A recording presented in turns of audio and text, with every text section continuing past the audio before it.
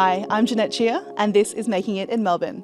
My guest today is Chen, the co-founder of Mental Jam. They're a startup that actually helps people deal with their mental health through the power of video games. Now, Michelle is Filipino-Chinese. She was born in Taiwan, grew up in the Philippines, studied in the UK, and ended up in Melbourne kind of by accident. So listen up for how Michelle curates opportunities for herself, really reads the fine print, make sure that the advice and the people she surrounds herself with are exactly who she needs. And most importantly, listen in for how a cute little wombat game character can help people improve their mental health. This is how Michelle Chen is making it in Melbourne.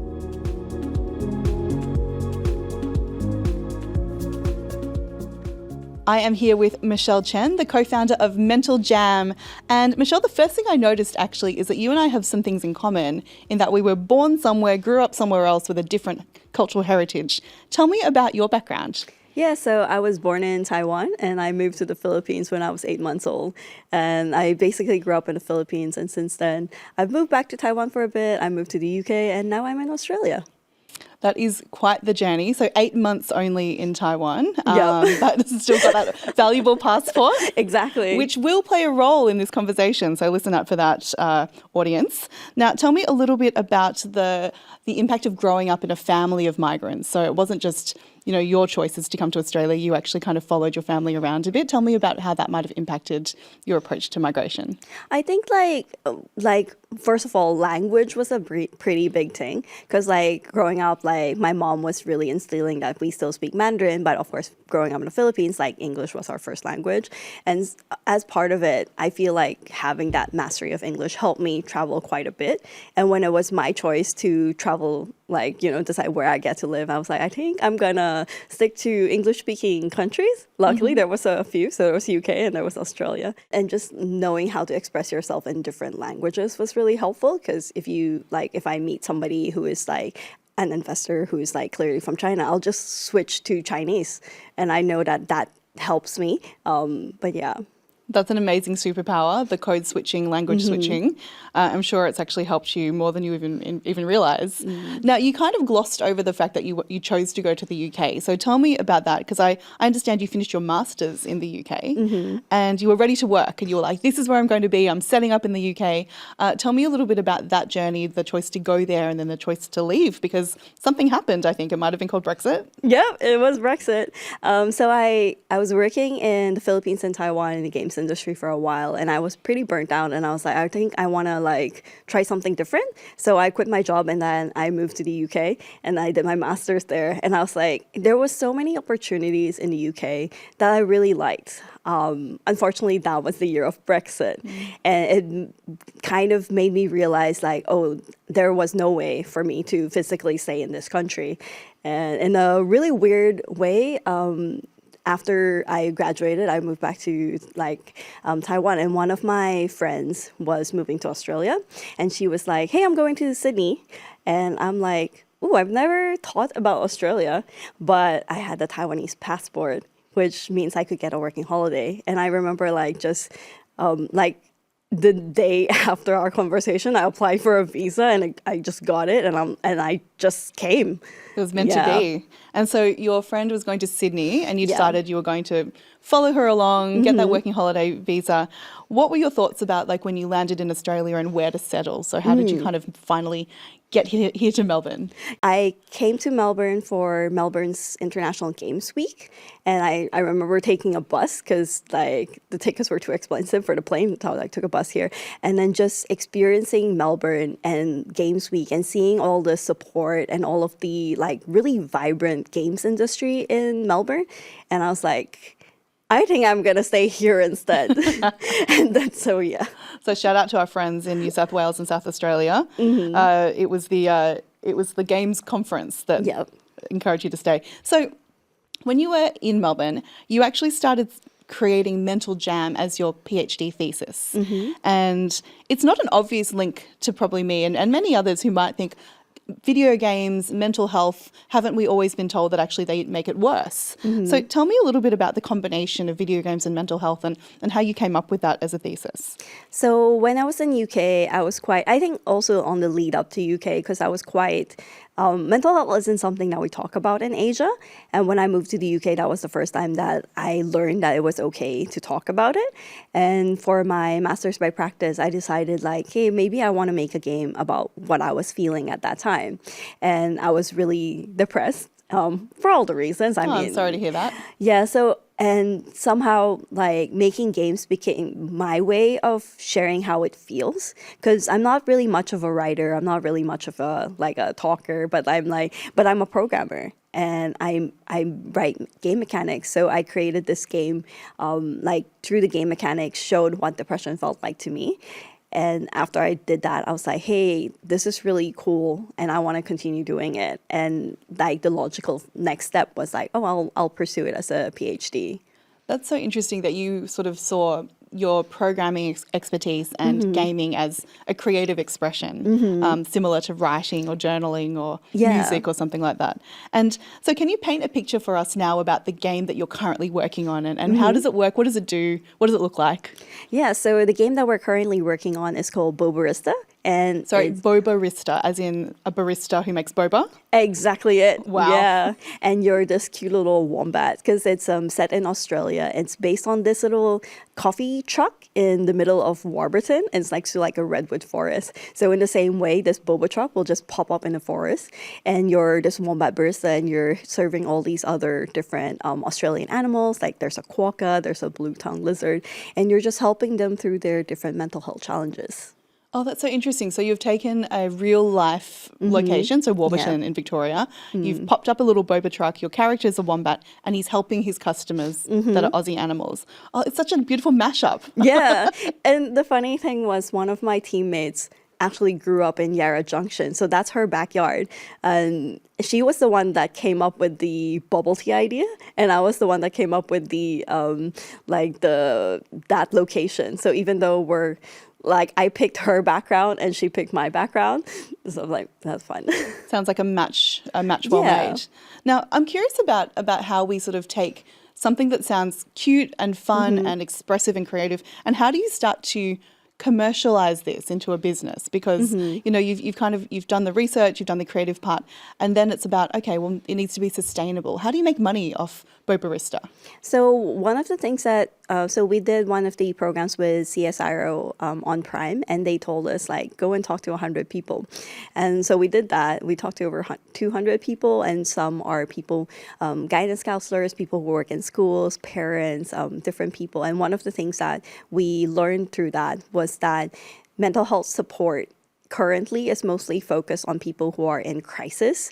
And while there are some work being done in the early intervention space, I feel like there needs to be much more. So we decided that we want to focus on that early intervention space and promote mental health literacy and with a younger audience, because in my mind I'm like, hey, if we could prevent the crisis from happening, isn't that better? So right now we're focused on trying to sell to different schools and really introduce that as part of the curriculum and like try to teach mental health literacy for a younger audience as soon as possible. Okay, so we're embedding this game that's going to help with literacy earlier into curriculum, working with young people. You've also worked with some of Victoria's amazing, I guess, cultural institutions, right? So tell me about some of those highlights and how that sort of added to the journey. Yeah, so I worked with Museums Victoria through their Culture Makers program. So it was a program that they want to encourage people from diverse backgrounds to create programs for the museum. And as part of that, I organized different workshops at the Immigration Museum and Melbourne Museum. And the fun thing about working with museums, like you get to work with such a diverse set of audience. So you have like a 6-year-old, but you also have the grandparent of the 6-year-old. And together with that audience, we were creating a different game, which was actually called Mini Melbourne. And it was about like the experiences of living in Melbourne. And that really helped me like work with different types of audiences and really understanding the space that I want to be in. And I'm curious about, you're taking the game build and bringing it to the population more broadly, but you're also coming at it with the perspective of someone who has been a migrant, who has moved across oceans many times. Are there any sort of cultural nuances that you think that come into the building and delivery of video games? Is there anything that has been woven in from your personal experience to make your games more applicable to a broader range of people? Yeah, that's the interesting bit because the games industry worldwide has still been quite white, cis male. And through this co-creation process and working with different groups of people, I was able to work with different people from different backgrounds, particularly with my PhD, because the other thing that happened was COVID. And so so I was running these workshops and they all ended up being online. So because of that, I was able to work with people who were based in Vietnam and the Philippines, people from other migrant backgrounds. There was one game in particular that we were working on, which was kind of had the like stories about being that model minority migrant expectations. And so we incorporated that into one of the games. And we were showing this game in Acme, and then I see people with similar backgrounds as me, and they were playing it, and they're like, oh, that's me, that's my experience. So yeah, that's kind of plays into it. That must be so rewarding as a creator of something to see people actively engaging and relating with it. And I guess I'm curious about, as you're sort of going through this journey, so you've done the PhD research, you've built a bunch of different games, and now we're sort of working and focusing on Bobarista. I'm curious about whether you've received some great advice from different business mentors or how you've kind of shored up your experience and expertise in actually running a startup. So I have two. One was from you, which was... Oh, thanks. Yeah, which is like, as you go out there and start building, you talk to different people and you get a lot of advice, and you compared it to like a Velcro suit and see what sticks. And I think that was a really good way of filtering a lot of the different advice that you get, because like, as you said, like everybody comes from different experiences and different industries. And sometimes like they're all giving you advice, but it might not be applicable to you, and see what sticks. And the other one was like with Hex, I went to a trip in Vietnam, and the mentors there were like amazing. And so his name is Adrian. He was the one that brought Uber to Vietnam. And his advice was, you know, if you want to ask for money, ask for advice. And if you ask for advice and they say no, then they're an asshole. And I'm like, that is really true. So even just with that, you know how to like, at least the people who wants to talk to you, you know that they're there for the right reasons, and they're there because they really care about what you're doing. Absolutely. And it's interesting to hear that both of those pieces of advice were about filtering, you know, filtering the information that you receive, filtering what you read in the media, and then also filtering who you want to surround your startup with. So important. I love that. And thank you for sharing that forward. So I'm curious about, I guess, maybe some of those key milestones from moving Mental Jam from PhD to business. So were there also some programs in terms of, I guess, at the university or state-based that have helped you actually kind of level it up? Tell me about that journey. Yeah, absolutely. So my PhD was a creative practice one. So I had a physical like presentation and like examination. But because my examiners were in Europe, so I had like a month. So I pre-recorded my presentation and I had a month to kill. And I came across this program through the RMIT Activator. And it's like, oh, do you want to try to explore like what it's like trying a startup? And at that time, I was like, just curious. I was like, I didn't think about commercializing my research. But through those programs, and I've since then probably done all of their programs, and I really learned a lot, and learning that, oh, there is actually a pathway for me to turn my research into something commercial.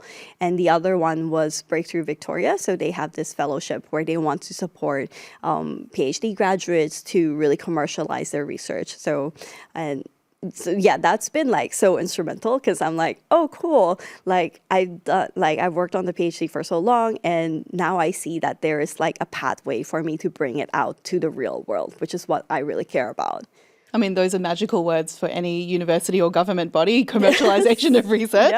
Yeah. But tell me a little bit about, I guess, the Breakthrough Victoria grants and the support that they have. Was that difficult to get? Because I think sometimes people look at bringing their research to life and they're kind of immediately looking at grants and writing all these different applications. Tell me about the journey of actually getting a grant and getting some funding into the business before it was, a real thing. So I have one of my personal things. It's a basketball quote, which is you miss 100% of chances you don't take. So I apply to a lot of things, and And it also helps me practice as well. You apply to a lot of things. Some of them you might not get, but then you can ask for feedback and, you know, you learn how to be better. So how many grants do you think you applied for before you were successful with one? So many, probably hundreds. Really? Yeah. Oh gosh. See, to someone who's studying, that might feel really overwhelming and go, oh, I don't have the time or the energy or the rejection's going to hurt. But you're seeing it as I'm going to miss all the shots I don't take, and every shot I miss is a learning experience. Exactly. Amazing. So given that you've made hundreds of shots towards the ring, I'm not a sports person. Anyone who knows me knows that. Ball sports into the ring. Which were the shots that you have won? Because clearly you've been successful in some. So I'd love to hear some of those success stories. So there was quite a few. So for Mental Jam, so far we've raised over 200,000, and they're mostly through grants and convertible notes. And a lot of times that you might not think that you qualify for a lot of them. So one of the ones I want to highlight is Study Melbourne and the State Library. They have this program called Future Founders, which is specifically for international student alumni. Because a lot of times when you're on a visa, so I'm on a visa, I'm on a graduate visa, you think that you might not qualify for a lot of the grants, but I'm the type of person who goes in and reads the fine print. And there are also like the university ones, Breakthrough Victoria Fellowship. Actually, the round that I was in, there was 3 of us. All of us were international students, and the other ones are like the game specific ones. So we didn't actually get those, but then that's one of those where I went in and read the fine print, because on paper they're like, oh, you have to be a PR, you have to be like citizen, but if you set up a company in Victoria and you've been operating for 6 months, then that actually qualifies you for the grants. So those are some of the things that I've looked into, and I would highly encourage anyone who came as an international student and currently alumni and looking into all of these opportunities. And do you have any advice for people that are about to kind of go into that process and maybe start shooting those hoops and knowing that they might miss a few? Like, what advice might you give them? I think it's that have a really thick skin, because obviously you're not going to get everything, but also learning that sometimes it's not you. Sometimes there's just like, maybe it's not the right opportunity for you. Sometimes it's somebody's just much better, and like you can only try your best, right? And so having that resilience and to know that, you know, every failure is kind of like a learning opportunity and how you can improve. Yes. And do you also find and observe that some people won't apply for things because they're not ticking every single box? For me, it's like, because there's this statistic about, like, for example, a job application, and women tend to want to tick all the boxes. And one of the things that I've learned was a lot of these awards, you actually nominate yourself or you ask other people to nominate you. And like, I didn't know that, because I thought before moving to UK, I thought that you have to be like extraordinary. Exactly. Yeah. But I didn't know, like, oh, like even the Times one, like you nominate yourself. I was like, yeah. It's so interesting, because I mean, the people who do get these awards, it doesn't mean they're not extraordinary, but I think what you're pointing out is that gap between seeing someone in the media or winning something and not necessarily realizing that they've put themselves forward for it, rather than just sitting back and waiting to be recognized. And I think this does play a little bit into that sort of that model migrant mindset of you do the hard work, you wait for someone to look at you and go, good job. But actually there's a slightly different culture, particularly in entrepreneurship, of stepping forward to sort of let people know that you're here. Absolutely. And I think that you have to be your best like promoter. I call it blatant self-promotion, but you have to put yourself out there. And this is actually something I'm really, I'm also passionate about, because I think that it's very easy to get knocked down and people go, why are you spending your time applying for awards or trying to get into media when you could be just running your business? And I think my answer to that is, well, maybe I'm just doing both. Yeah, exactly. Yeah. So I want to talk now about role models. So you've mentioned a few different people that have given you these great snippets of advice in your journey, but also in your own family. It sounds like you had some good role models. Your mum had her own business. Starting business is pretty normal in your Filipino-Chinese family. What else have you, I guess, been able to glean from your family, and how have you been able to recreate that sort of energy here in Melbourne? I think one of the biggest things was just the support from my family, because like when I told them like, hey, I graduated but now I want to try doing a startup. And because my because my mom also, I mean, hers is no longer a startup. So she has a Chinese school in the Philippines. But when she was starting out, it was also quite scrappy. Like it started quite small, but I've seen her journey. Like now they've been around for probably 15, 16 years. So, and seeing her journey and seeing how she grew that from like nothing to like something big, that kind of makes it really aspirational for me. I was like, oh, seeing that role model, seeing that there's a path forward. So even though when I'm still like building, I was like, what am I doing? But knowing that if you just keep at it and if you don't give up, like, because with a PhD or with like startups, it's like, there's no like real failure. Like nobody's grading you. You just have to show up and also keep showing up. It's a consistency thing. Exactly. Yeah. And now, so where is the company now? So now you have a team, now you have some funding and backing. Where are you at now and what's coming up next with Mental Jam? So currently we're focused on building our new game and also building our relationship. So the fun thing about startups that's very different from research is you can pivot and you can pivot really quickly. So I recently went to San Francisco to a games conference, and one of the biggest things that I've realized from there is that we wanted to now shift our focus to a B2B2C model instead. And so right now our focus is more on outreach, getting to know schools, seeing how we can focus and working with a younger audience. And that's the fun thing about startups. It's like you can pivot and then you talk to people and you really learn what the problem is and what's like you have to have a product that people want to buy. Totally. Now, I'm going to pick you up on a little bit of jargon that we just used. So B2B2C, what does that mean and how does it actually work in the real world? So B2B2C means that business to customer. So our customers will be school kids, but the one who's paying for them will actually be school or maybe government organizations or local councils. So who you're selling to is actually not the one like benefiting directly. Tell me a little bit about what the city offers you. Have there been challenges? Are there things that are better than other places now that you've experienced San Francisco and other sort of cities? Tell me a bit about what Melbourne means to you as a founder. I feel like just the support that the city of Melbourne has. So one of the other funding that we've gotten was through Study Melbourne and the State Library through their Future Founders program and the Start Space at the State Library. And just they do like a monthly breakfast and like they do lunch and learns, just seeing that community. And sometimes when I started out through my research commercialization, I was a solo founder for a while before I found my team.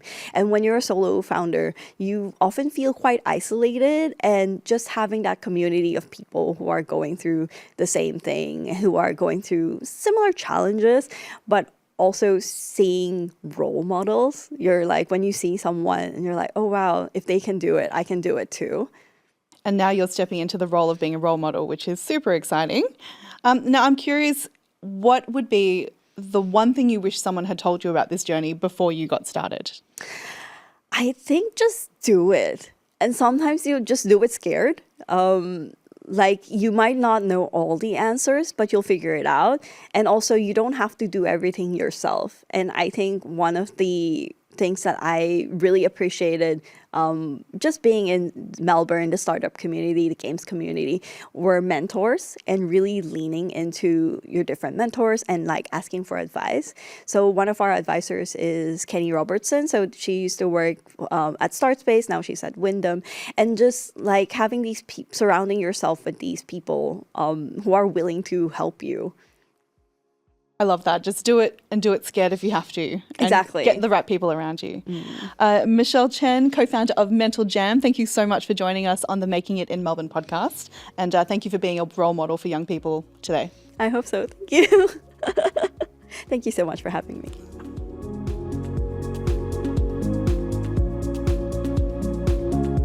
That was Michelle Chen, co-founder of Mental Jam. I really liked how Michelle repackages all those little bits of advice that she's gathered in her journey and generously pays it forward. And who knew that the path to entrepreneurship could sometimes look like a PhD? I'm Jeanette Chia, co-founder of Hex, and I've been building my business in Melbourne for 9 years. Listening to entrepreneurs' stories is one of the favourite things about my job. On the next episode, I talk to Nick La, the co-founder of WePlo. Join me wherever you get your podcasts.